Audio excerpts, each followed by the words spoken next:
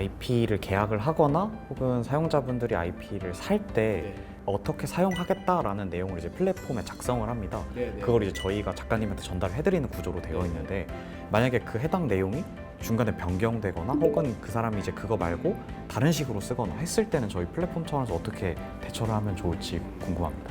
일단은 변경을 한다라고 하면은 당연히 새로운 뭐 계약이 필요하겠죠. 작가님들한테 어쨌든 허락을 구하는 과정을 거치는 게 중요할 거예요. 허락도 없이 썼다라고 하면 이건 당연히 법적 책임질 수밖에 없고, 계약 위반이니까. 그 목적에 각각 맞게 당연히 작가님한테 들어가는 수수료도 다를 거고 그 이용료도 다를 건데, 근데 나는 뭐 여기다 특정 목적 일회성을 쓸 거야라고는 계약을 해놓고는 진짜 포괄적으로 아무데 다 써버린다. 이거는 계약 위반이고 당연히 손해배상 청구도 가능할 것 같습니다. 저희가 기본적으로 작품을 사놓고 1년 이렇게 쓰지 않았을 경우 그게 이제 권리가 소멸되는 것으로 정책을 지금은 구성을 해놨는데 이게 뭔가 법적으로 문제가 없는지 궁금합니다. 뭐 카카오톡이 됐든 선물도 많이 받잖아요. 근데 거기 보면 이제 다 기간이 명시되어 있거든요. 1년 뒤에 소멸되지 않죠, 그죠? 또 오죠. 연장하라고. 그다음에 만약 연장 안 하면 환불되거든요. 그래야 되는 건 아니겠지만 어떻게 보면 이제 고객 확보 차원에서 연장할 수 있게 실제 쓰지 않았으니까 우리한테 크게 뭐 재는 손해가 있는 것도 아니고 플랫폼 차원에서는 어쨌든 충성 고객을 늘릴 수 있는 하나의 수단이 될 수도 있을 것 같고. 다음으로 여쭤보고 싶은 거는 이제 사용자는 주로 단체인 경우가 많은데 보통 거기서 이제 계약을 체결을 했을 때 이거를 이분들이 어디까지 공유하고 돌려보는 것까지가 유출이라고 볼 수 있냐라는 게 좀 궁금합니다. 예를 들면 제 친한 지인이 이걸 구입을 했어. 그래서 개인적으로 제가 봤어. 이거는 문제가 안 되겠죠. 근데 본인의 SNS라든지 불특정 다수가 볼 수 있는 이런 데다가 뭐 게재한다든지 이러면 당연히 문제가 될 수 있거든요. 만약에 이제 저희 포도상점을 이용해 주시는 플랫폼 이용객들의 개인정보가 유출되게 된다면 이거를 저희 플랫폼 차원에서는 어떤 식으로 조치를 하면 좋을지. 제 경험상 보면 개인정보 유출의 책임은 크지 않을 수도 있지만 고객이 다 떨어져 나가니까 회사가 망할 수 있다는 거죠. 법적인 책임이 뭐 얼마 안 될 수도 있고 뭐 그거는 중요하지 않은 것 같아요. 내게 개인정보 다 나가는데 거기 이용할 고객이 어디 있겠어요, 그죠? 그러니까 첫 번째는 뭐냐면 우리가 인지하자마자 이 이용객들, 고객들한테 그 사실을 바로 통지해줘야 돼요. 이런 이유로 해서 당신의 우리 고객님의 개인정보 어디까지 유출이 됐다. 그래서 이 부분에 대해서 현재 어떻게 처리할 거고 그 이후에 처리 과정도 다 계속적으로 해줘야지 이탈을 최소화시킬 수 있는 거죠. 귀찮을 정도로 계속적으로 뭔가 가야 돼요. 그러니까 돈으로 보상하는 거는 그 이유 문제인 거예요. 실제로 이런 사태가 이뤄졌을 때 따로 고지를 안 하고 넘어간다거나 했을 경우 발생할 수 있는 어떤 문제들이나 민형사상의 그런 법률적인 문제가 있을까요? 대표적으로 개인정보보호법 위반으로 처벌되는 게 뭐냐면 내가 돈 받고 파는 거.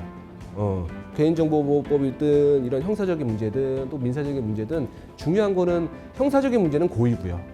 내가 아느냐가 중요한 거예요. 이게 이제 뭐 즉각적으로 모를 수도 있어요. 네트워크 시스템을 구축해주고 그걸 관리하는 부서라든지 또는 관리하는 뭐 외주 업체가 있다라고 하면 그들은 알 거예요. 아마. 기술적으로 알 수 있다고 하더라고요. 근데 이제 어떻게든 알게 됐어요. 그때 그 이후에 취하면 되는 거예요. 근데 이제 누가 해킹해서 가져왔다 이거는 처벌은 안 받는다고 보시면 돼요. 형사적으로는 크게 문제될 것 같지는 않은데 마찬가지지만 민사도 마찬가지예요. 실제 배상액은 크지 않을 수 있어요. 왜냐하면 이 개인정보 유출로 인해서 내가 얼마만에 손해를 받느냐? 재산상의 손해는 잘 없을 것 같아요. 내 개인정보 유출돼가지고 이걸 통해서 이 사람이 내 거 갖고 대출을 받으면 손해가 생기겠지만 그러긴 쉽지 않은 구조잖아요, 요즘에는. 위자료가 보통 많이 시정이 되고요. 그 금액은 크진 않아요. 실제 소송 결과를 보더라도 결국은 인지하는 순간부터는 말씀드린 것처럼 조치를 취해줘야 된다. 우리 이번에 뭐 텔레콤 사건 때도 봤지만 거기서 형사적으로 크게 문제진 건 없어요. 대신에 그 고객 수가 엄청나게 나갔죠. 어쨌든 그 과실 입증도 쉽지 않거든요. 아까 말한 대로 해커가 어쨌든 전문적인 기술을 빼나갔어. 그러면 과실이 인정 안 될 수도 있거든요. 문제는 이 사업의 존폐가 걸려 있으니까. 만약에 작품이 유출되거나 했을 때 그 유출한 사람의 정보를 저희가 복원할 수 있는 기술을 지금 개발을 하고 있는데 재판이나 법적 과정에서 증거로도 활용이 될 수 있는지. 당연히 활용할 수 있죠. 전자적인 기기들을 통해서 이루어진 범죄가 많잖아요. 그러니까 결국은 컴퓨터 장치상의 이런 기록들 다 증거로 다 사용될 수 있습니다. 그래서 말씀하신 것처럼 여기서 뭔가 유출되면 다 전체적 기록이 남잖아요. 우리가 이걸 뭐 사용한 사람 특정할 수 있으니까 당연히 다 뭐 형사재판이든 민사재판 증거로 사용할 수 있다라고 보시면 돼요. 어쨌든 전자적인 것들은 변조나 변경이나 혹은 오류가 있을 수도 있는데 그런 것들에 대해서도 당연히 있을 수 있죠. 어떻게 처리가 돼요? 그래서 우리가 뭐 검찰들이나 법원에서 우리가 이제 압수수색 그냥 할 때 뭐 검증이 다 거쳐지긴 해요. 말씀하신 것처럼 이걸 그대로 갖다 주는 게 아니니까. 그럼 여기서 우리가 어디다 옮길 수 있잖아요. 어떤 기록들이나 장치들이나 이런 저작물을 갖다가 그러면 이 추출물이 여기서 제대로 추출됐는지에 대한 그 검증에 대한 것도 들어가긴 해야 돼요. 이게 만약에 변조가 됐다라고 하면 그러면 그것도 요즘에는 다 확인 가능하더라고요. 근데 이제 문제는 재판에 가면 이 증거에 대해서 상대방에서 동의를 하느냐 안 하느냐 묻죠. 근데 이제 동의를 안 한다 그러면 말씀하신 것처럼 이걸 우리 떠오는 과정에 있어도 문제가 없는지 변조의 가능성이 없는지 이런 부분에는 검증 다 거치긴 해야 돼요. 네.